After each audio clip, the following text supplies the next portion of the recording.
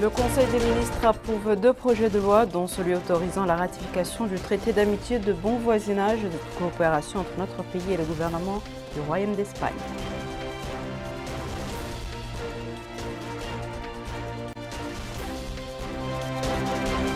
Signature d'une convention de coopération mauritano-française dans le domaine des hydrocarbures et de l'hydrogène.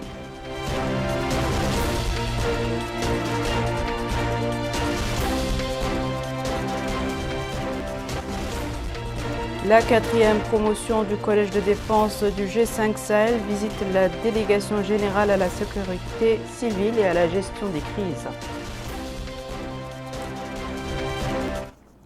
Bonsoir mesdames, mesdemoiselles et messieurs, et merci de vous joindre à nous. Le Conseil des ministres s'est réuni aujourd'hui sous la présidence de M. Mohamed El-Cheikh El-Ghazouani, président de la République. Le communiqué final sanctionnant les travaux de ce Conseil avec Malika Naqli. Le Conseil des ministres s'est réuni ce mercredi 15 juin 2022 sous la présidence de M. Mohamed El-Cheikh El-Ghazouani, président de la République. Le Conseil a examiné et approuvé les 2 projets de loi suivants. Projet de loi autorisant la ratification du traité d'amitié, de bon voisinage et de coopération entre le gouvernement de la République islamique de Mauritanie et le gouvernement du Royaume d'Espagne, signé à Madrid le 24 juillet 2008. Le traité prévoit la mise en place d'un cadre de concertation politique bilatérale entre les 2 États à travers une réunion périodique de haut niveau. Le traité passe également en revue la coopération économique et financière entre les 2 parties, ainsi que la coopération dans le domaine de la défense, sur la base de l'accord de coopération en la matière signé en 1989. Le traité encourage la coopération pour le développement à travers le comité mixte dans les domaines de la gouvernance démocratique, du développement institutionnel, de la consolidation de la paix, de la satisfaction des besoins sociaux tels que la sécurité alimentaire, la lutte contre la famine, l'éducation, la culture, la santé. Outre la coopération des personnes, la lutte contre le terrorisme, le crime organisé et le trafic de drogue. Projet de loi organisant l'activité minière, artisanale et semi-industrielle de l'or et déterminant le statut juridique de Ma'aden Mauritanie. Le présent projet de loi a pour but de fixer les modalités d'exercice, d'organiser l'activité minière artisanale et semi-industrielle liée à l'or, d'une part, et d'autre part, de définir un statut juridique et institutionnel adéquat à Ma'aden Mauritanie pour lui permettre d'accomplir la mission d'encadrement de cette activité qui constitue désormais, tant pour les opportunités d'emploi qu'il offre que par ses retombées bénéfiques, un secteur majeur dans l'économie de notre pays. Le ministre des Affaires étrangères, de la coopération et des Mauritaniens de l'extérieur a présenté une communication relative à la situation internationale. Le ministre de l'Intérieur et de la décentralisation a présenté une communication relative à la situation intérieure. Au cours du traditionnel point de presse organisé par le porte-parole du gouvernement, le ministre de l'Éducation nationale et de la réforme du système éducatif, M. Mohamed Med'ain Oulayi, a commenté les résultats du Conseil des ministres tenu un peu plus tôt ce matin. Le président de l'Assemblée nationale, M. Cheikh Ould-Baï, a reçu en audience aujourd'hui à Nouakchott l'ambassadeur du Royaume d'Arabie Saoudite accrédité en Mauritanie, son Excellence M. Mohamed Ben Aïd Al-Belawi. Au cours de l'audience, le président de la Chambre parlementaire et le diplomate saoudien ont discuté des relations de coopération entre les 2 pays frères et des moyens de les renforcer, en particulier dans le domaine parlementaire. Le président de l'Assemblée nationale, toujours M. Cheikh Ould-Baï, a reçu en audience aujourd'hui à Nouakchott l'ambassadeur de la République algérienne démocratique et populaire accrédité en Mauritanie, son Excellence M. Mohamed Ben Natou. Au cours de l'audience, le président de la Chambre parlementaire et le diplomate algérien ont discuté des relations de coopération entre les 2 pays frères et des moyens de les renforcer, en particulier dans le domaine parlementaire. La rencontre s'est déroulée en présence du député M. Jemal Liedali, président du groupe parlementaire d'amitié mauritano-algérienne, et du député M. Khalil Ould, président du groupe parlementaire d'amitié mauritano-sahraoui. Le ministre du pétrole, des mines et de l'énergie, M. Abdesselam Mohamed Saleh, et le président de l'Institut français du pétrole et des énergies renouvelables, M. Pierre Franksel, ont procédé aujourd'hui à Nouakchott à la signature d'une convention de coopération dans le domaine des hydrocarbures et de l'énergie. C'est un compte-rendu de Malika Naqli. La signature de ce protocole d'accord par le ministre du Pétrole, des Mines et de l'Énergie, M. Abdessalem Mohamed Salah, et le président de l'Institut français du pétrole et des énergies renouvelables, partenaire de longue date, entre dans le cadre de la volonté du président de la République de faire de la Mauritanie un hub d'énergie intégrée, gaz, pétrole, énergie renouvelable. Ce protocole d'accord qui vient à un moment extrêmement important du développement de la vision de l'énergie pour la Mauritanie. Le président de la République a assigné une ambition très forte au gouvernement et au département de l'énergie, c'est celle de faire de la Mauritanie un hub d'énergie intégrée, gaz, pétrole, énergie renouvelable et de production et d'exportation des minerais verts. Et clairement, l'Europe est l'un de nos tout premiers partenaires. Alors cette stratégie que nous appelons de transition énergétique accélérée au service du développement, elle est totalement alignée avec les accords internationaux sur les changements climatiques, avec l'agenda du développement durable aussi adopté par la communauté internationale et le système des Nations Unies, et tout à fait en ligne également avec les stratégies qui ont été articulées récemment par l'Union européenne. Cette vision stratégique a plusieurs composantes. D'abord, la première composante, c'est l'accès universel à l'énergie, à une énergie de plus en plus propre, le développement de nos ressources gazières et d'énergie renouvelable. Et nous avons un plan directeur de développement du gaz. Nous avions la mission de le mettre en œuvre ces 10 prochaines années. Et le développement de l'hydrogène vert. Nous pensons que ce protocole va nous permettre justement d'accéder à la gamme très impressionnante de ressources que vous pouvez nous fournir en matière de formation, en matière de recherche, d'appui au développement des capacités. L'Institut français du pétrole et des énergies renouvelables est un partenaire de la Mauritanie de longue date. Cette signature conjointe d'un MOU entre nous, d'un accord qui nous lie autour, et ça m'a frappé, d'une ambition en matière d'énergie pour la Mauritanie qui est tout à fait expresse. Dans l'accord que nous signons, il y a un nombre extraordinairement important de sujets importants pour le développement de la Mauritanie. Donc ça a un spectre vraiment large. Nous avons des collaborations qui datent parfois de plus de 40 ans sur certains sujets, et essentiellement oil and gas sur le passé. Et là, aujourd'hui, ça s'ouvre beaucoup plus sur les sujets de développement dans les énergies renouvelables au sens large, y compris l'hydrogène. Et en sous-jacent de l'ensemble de ce partenariat, il y a une question aussi centrale qui est le développement de la formation des ressources humaines de la Mauritanie. Donc, encore une fois, cet accord est tout à fait large, mais il est large à la hauteur de l'ambition que porte la Mauritanie. L'ambition et la vision stratégique du gouvernement est à la mesure du potentiel énorme de la Mauritanie en termes d'hydrocarbures, de pétrole, de gaz et d'énergie renouvelable. Le ministre de l'Agriculture, M. Adama Bokar Soko, a effectué une visite au village de Tignit, dans la commune de Nimlan, relevant de la wilaya du Tagan. Au cours de cette visite, il a été informé de l'état du barrage villageois qui constitue un important apport de développement dans la région. Au cours de cette visite, le ministre a écouté les revendications des habitants qui comprenaient la nécessité de préparer et de récupérer le sol du barrage, de le soutenir avec des réservoirs d'eau, de doter les coopératives d'une clôture et d'agrandir leur zone et de fournir des engrais et des semences améliorées. Le ministre de la Culture, de la Jeunesse et des Sports et des Relations avec le Parlement, M. Khatar Ould-Chebani, a visité hier les différents départements de presse et de l'audiovisuel ainsi que le complexe olympique. Mamadou Gueye revient sur les temps forts de ces visites. Au cours de sa visite d'information et de prise de contact, le ministre de la Culture, de la Jeunesse, des Sports et des Relations avec le Parlement s'est rendu à l'imprimerie nationale. Accompagné du DG de l'institution et de ses collaborateurs, le ministre a visité les différentes structures de l'établissement, écouté les explications relatives à sa mission et à son fonctionnement et exprimé au cours d'une réunion tenue avec les cadres et personnels de l'entreprise sa satisfaction sur le fonctionnement et la nécessité de relever le plateau technique pour répondre aux besoins des différents services de diffusion. M. Khatar Ould-Chebani s'est ensuite rendu au siège de l'autorité de régulation et de la publicité.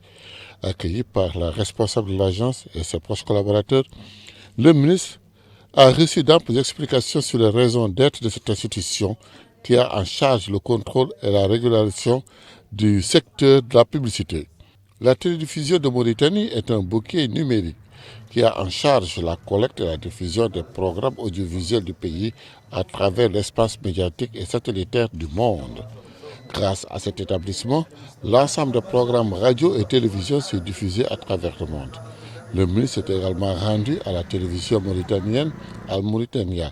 Il a visité en compagnie du directeur général de la TVM les différents plateaux de diffusion, les salles de production, de réalisation, avant de tenir une réunion avec le personnel. Le ministre a achevé cette visite d'information avec le complexe olympique qui a connu un véritable lifting qui a amélioré son image et son fonctionnement pour répondre aux besoins des jeunes en matière d'infrastructures sportives. Au terme de cette visite, le ministre a rappelé que nous sommes dans un monde de concurrence en pleine mutation. Pour l'accompagner, nous devons fournir un service public de qualité et rationaliser les ressources matérielles et humaines. Cette visite a permis d'être optimiste sur les perspectives qui s'offrent aux différentes agences, car la motivation existe et le personnel qualifié est prêt à relever le défi de la performance. La 4e promotion du Collège de défense du G5 Sahel a effectué des visites aujourd'hui à Nouakchott pour s'informer des expériences de l'État dans les domaines militaires, sécuritaires et de développement. Abdullah Damaba a suivi pour vous les différentes étapes de cette visite. Cette visite s'inscrit dans le cadre du programme de formation des pensionnaires du Collège de défense du G5 Sahel. Les 45 membres de cette 4e promotion se sont rendus au siège de la délégation générale à la sécurité civile et à la gestion des crises. Ainsi, les étudiants vont être informés des expériences du pays siège dans le domaine militaire, de la sécurité et du développement. Au niveau du centre opérationnel de vigilance, d'alerte et de gestion des crises, ils ont été mis au parfum des mécanismes mis en œuvre pour la protection des citoyens, de leurs biens et de la vigilance et de l'alerte précoce. Au niveau de la salle du défunt Sidi Selmou à Marchine, le général Khattar Oulmbarek a fourni des explications techniques sur les tâches de cette délégation et l'évolution de cette institution. Vous n'êtes pas sans savoir la réussite de l'approche mauritanienne en matière de sécurité. Et nous pensons que l'une des clés de la réussite, c'est que cette approche est globale, elle est multidimensionnelle. Elle intègre les questions de sécurité et de défense dans leur globalité, mais en y intégrant également les questions connexes de développement, qui sont partie prenante également de la solution de la problématique. Et nous pensons que cette visite à la délégation générale qui s'occupe d'une façon générale de la protection des citoyens, de la protection des investissements, de la protection de l'industrie, et également de la prévention des risques et de la gestion des sinistres, reflète également cette vision au niveau de l'académie. Cette vision globale est intégrée également des problématiques de sécurité. Par la suite, les étudiants de cette 4e promotion ont visité la caserne de la délégation située au XAR. Ils ont suivi des présentations concernant les mécanismes d'intervention dans le cadre de la protection des citoyens. Nous espérons aussi que le Collège de défense, qui est un cadre de réflexion approprié, puisse réfléchir à la problématique de la sécurité civile dans le Sahel et puisse nous proposer, nous, les directeurs généraux de la protection civile, des pistes de réflexion pour harmoniser nos méthodes de travail, pour harmoniser nos équipements et pour aller à l'avant dans cette œuvre de sécurité civile qui est commune et qui est très prioritaire pour nos gouvernements, car les principales menaces aujourd'hui ne sont plus les guerres, mais ce sont les catastrophes naturelles, les accidents industriels et autres événements qui peuvent perturber la vie économique, la vie des citoyens. Je constate que nous avons désormais un outil digne de ce nom, qui n'est plus seulement la protection civile, le petit pompier qui existait avant, mais qu'on a un véritable corps qui appartient désormais aux forces de sécurité et qui a les ressources et les équipements et l'organisation qui lui permet de répondre à cette mission très complexe et très délicate et très dangereuse de laquelle il est investi. Et je constate que nous avons désormais un outil vraiment opérationnel et capable de répondre aux risques et même de les précéder aussi bien à Nouakchott que dans les autres régions du pays. Cette visite au niveau de la délégation générale à la sécurité civile et à la gestion des crises a été précédée par d'autres entreprises au niveau d'institutions à Nouadhibou et Zouérat. Le wali de la Saba, M. Mohamedou Ahmed Mouloud, s'est réuni à Kifa avec les membres de la commission régionale des urgences. La réunion vise à discuter de la préparation du plan d'intervention d'urgence, du recensement des moyens d'intervention disponibles, de la formation des commissions, de la préparation d'un système d'alerte en cas de danger et de l'information des habitations des mesures préventives dans les zones à risque. Le wali a indiqué que la réunion représente l'occasion de se concerter avec les autorités administratives dans toutes les mourada de la wilaya pour fixer et recenser les moyens d'intervention disponibles et déterminer ceux qui conviennent de fournir. Il a en outre affirmé que l'objectif de toutes ces mesures est la protection des populations et leurs biens, soulignant que la réunion fera l'objet d'une collecte d'informations au niveau de toutes les mourata'a afin de définir les zones à risque dans la wilaya et chercher les moyens de lutter contre les dégâts causés par la pluie. Je vous invite à présent à découvrir les hauteurs des pluies enregistrées dans la veille dans plusieurs localités de notre pays.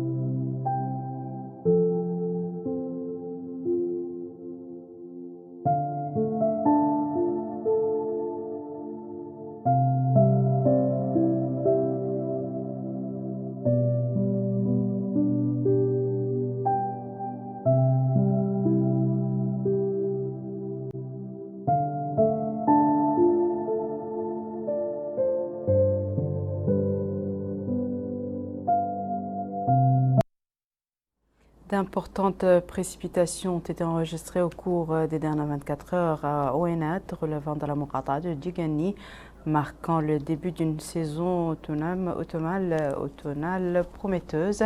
Le correspondant de la chaîne Al-Mauritania dans la wilaya du Hawla Sharqi en revient avec le reportage que nous vous proposons de suivre à Abdul Adamaba. La pluie a été très bien accueillie au niveau de la commune d'Aouénat Zibel. Cette localité a été arrosée ces dernières heures. Cette eau est une bouffée d'air pour les habitants, particulièrement les éleveurs. Ces résidents ont tour à tour rendu grâce à Dieu pour ces quantités de pluie. Ils ont aussi souligné qu'ils étaient dans l'attente de ces premières pluies, particulièrement pour les animaux. Au niveau de cette zone d'ici, l'élevage occupe une place importante dans le cadre des activités économiques. Ils ont aussi précisé que ces pluies sont venues au moment où sévissait une forte chaleur. Les éleveurs, quant à eux, ont exprimé leur satisfaction. C'est le cas de ces derniers qui affirment que la pluie est importante pour les animaux. Il a aussi indiqué que la plupart des localités environnantes ont aussi été arrosées. Cap sur la wilaya de Dakhlet Nouadhibou, la route Nouadhibou-Nouakchott a connu avec le début des vacances d'été un mouvement actif de voyageurs dans les deux sens, ce qui a obligé les autorités concernées à prendre les mesures nécessaires pour éviter de potentiels accidents. Retour à Abdullah Adamaba. L'autorité de régulation des transports terrestres de la capitale économique du pays œuvre afin de s'assurer que les voyageurs qui empruntent les agences de voyage puissent se rendre au niveau de leur destination privilégiée dans des conditions sécuritaires optimales. Les voyageurs trouvés sur les lieux déclarent qu'ils se déplacent dans de bonnes conditions à l'aide des bus de certaines agences. Ils ont aussi précisé que pour l'instant, le ticket du transport reste raisonnable de l'ordre de 4 500 ouguiya, mais souligne-t-il avec la prochaine reprise des activités de pêche, le ticket de transport risque de connaître des hausses pouvant aller jusqu'à 8 000 voire 10 000 ouguiya. Les responsables des agences de voyage et chauffeurs affirment que les prix du ticket de transport sont inchangés. Ils ont aussi appelé les conducteurs à la retenue au vu de la responsabilité qui leur incombe, à savoir mener les passagers à bon port et ne pas mettre leur vie en danger. Ils ont demandé aux chauffeurs de respecter la distance maximale fixée à 90 km. Comme nous le savons, 52% des accidents est causé par l'excès de vitesse. Et cette semaine, nous comptons lancer une sensibilisation au niveau de l'ensemble des agences pour limiter les accidents. C'est-à-dire qu'on est en période de vacances où il y a une forte mobilisation des passagers. Et nous voudrons sensibiliser les chauffeurs et les agences pour plus de respect aux passagers. Parce qu'aussi on a remarqué qu'il y a une forte vente de sable qui couvre le goudron. Aussi, il n'est pas acceptable qu'un chauffeur qui fait le voyage aller-retour entre Nouadhibou et Nouakchott le même jour. Et ça aussi, ça engendre que la plupart une sorte de fatigue. Voici à présent, mesdames et messieurs, le rappel des titres. Le Conseil des ministres approuve 2 projets de loi, dont celui autorisant la ratification du traité d'amitié, de bon voisinage et de coopération entre notre pays et le gouvernement du Royaume d'Espagne.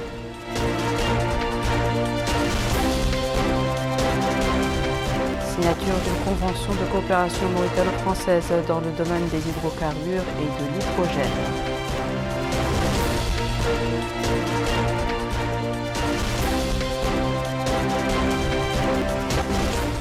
La 4e promotion du Collège de défense du G5 Sahel visite la délégation générale à la sécurité civile et à la gestion des crises. C'est la fin de ce journal, mesdames et messieurs. Merci à vous de nous avoir suivis. Merci de votre fidélité et je vous souhaite une excellente suite de programme sur le Mauritania.